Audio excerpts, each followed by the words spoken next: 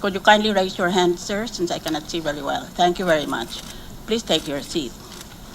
General Napeñas, as SAF, which I will call SAF in this hearing, unfortunately, you assume command responsibility for the fiasco. That is your misfortune. Why did you not coordinate with the military units on the ground so that you could have provided support to the SAF policemen when they were beleaguered? The coordination with the military on the ground, ma'am, as planned during the mission planning, is the time on target that the assault force Yes, I know are about your already time on legal. target defense. But why did you not earlier coordinate with them so that they could deliver the help when it was needed? As it was, the help arrived too late. Yes, That is the question. Yes, Your Honor. The very reason is to avoid that the operation would be again compromised because of the previous operations that we did this kind of operations in coordination with the Armed Forces of the Philippines. The operations were aborted or compromised, Your Honor. So the first operations, you cooperated with the AFP and the operations were aborted. So on that reasoning, you said, we will not coordinate with the AFP evermore. Is that correct? Is that going to be the permanent attitude of the PNP? The coordination will be already time on target, Your Honor. Well, you saw already that it failed. According to your logic, in the past, when the two coordinated, there was a failure. Now that you see that there is no coordination, it was a failure, you will still continue, you still intend to say that you will continue on that line of argument? The reason Nag-fail for... na nga eh. Nag-fail kayo noon. Sama-sama kayo, nag-fail kayo. O ngayon, kayo lang na pulis, saka ninyo i-time on target ang mga sundalo. Di nag-fail din.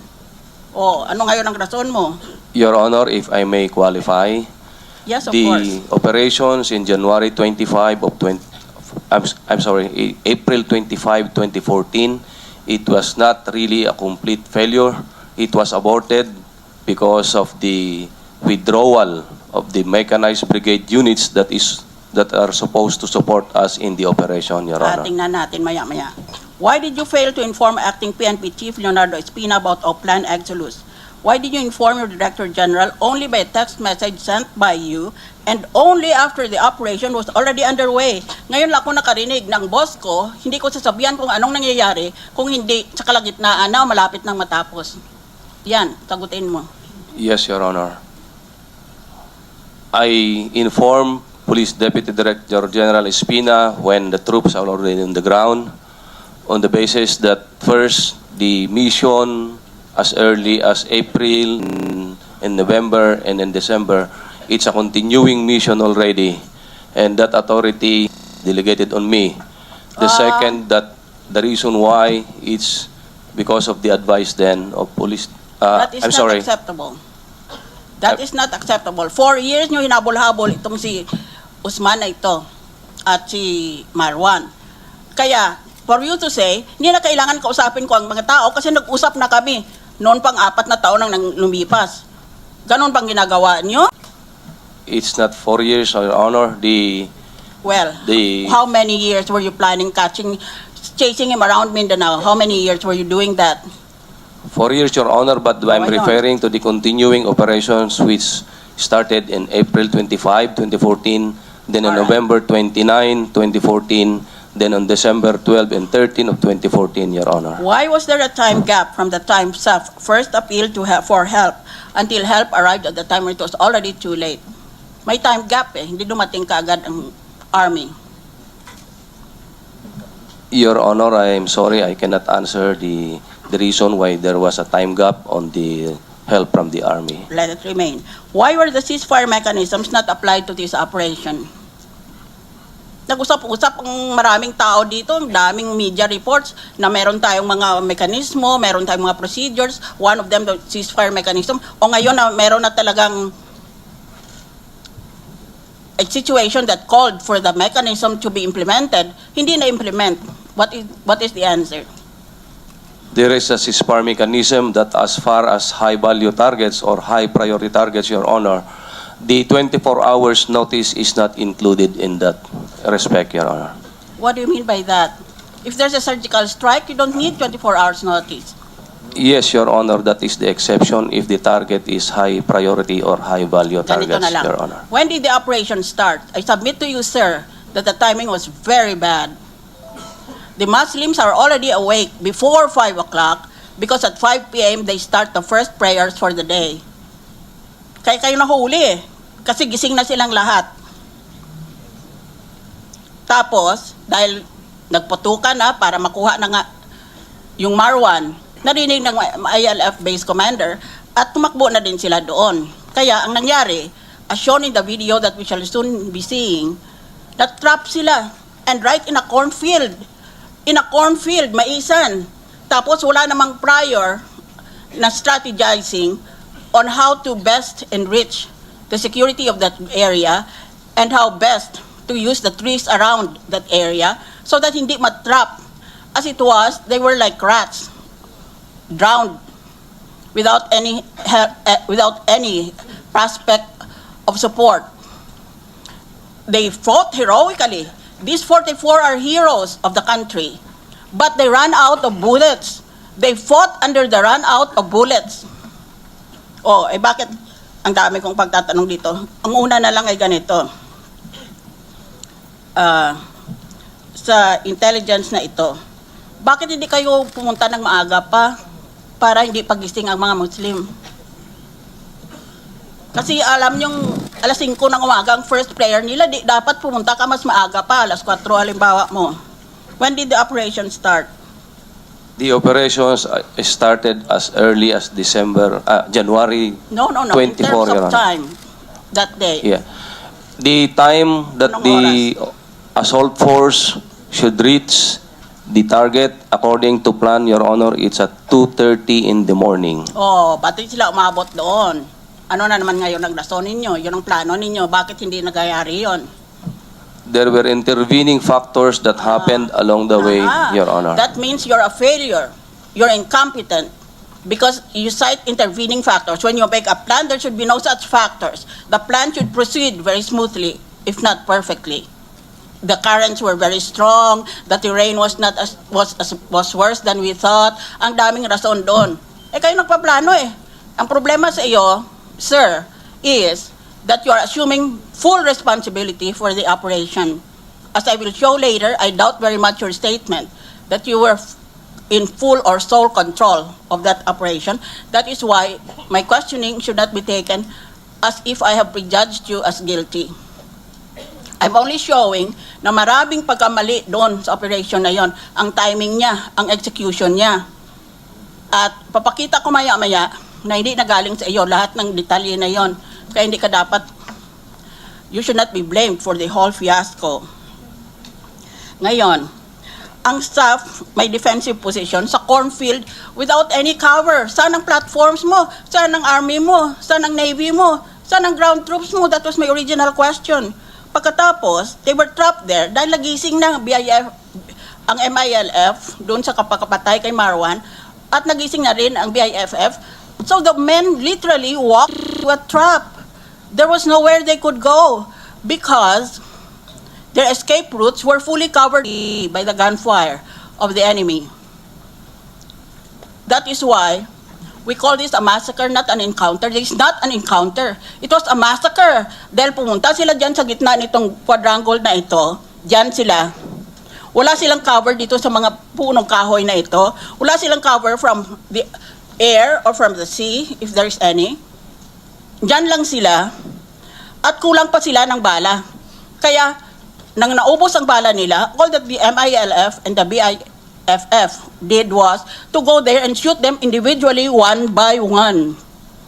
That is a violation, a direct and brutal violation of the Geneva Conventions of War. When the enemy is already in French or to combat, ibig sabihin he's no longer able to fight back. He should not be done any longer harm, but he should be taken as prisoner of war, if necessary, and if that is available. Hindi inisa-isa sila eh. They were just sitting ducks there. Kaya sa video makikita natin, ipapakita natin, maski yung edited version, hindi pinapakita ang mukha ng tao, dahil it's so gruesome, it will infest your nightmares. na tamaan lang sa paa, pinuntahan niya, tapos binaril niya sa ulo twice. Wala siyang pakundangan. That's the people who are going to sign an agreement with the Bangsamoro Basic Law. Pagkatapos, maliban dyan, may dala pa siyang camera, may baril siya, may camera siya. Kayabang-yabang na tao kasi upload niya sa video sa YouTube.